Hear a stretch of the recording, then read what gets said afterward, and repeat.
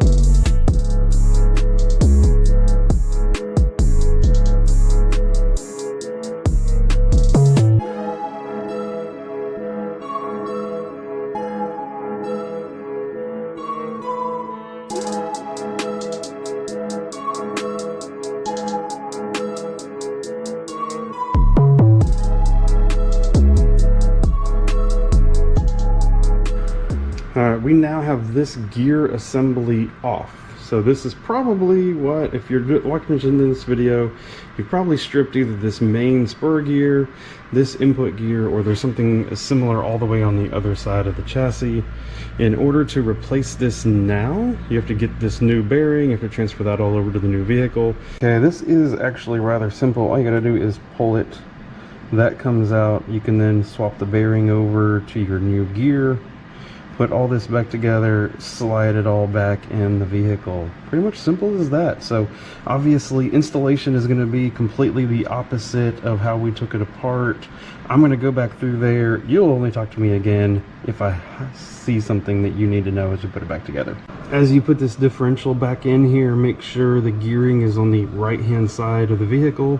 That way when the front tires spin forward, the rear tires spin forward also. It looks like you can physically put it in backwards, which means the front and rears will be fighting each other. You don't want that. Alright, and just like that, we are running.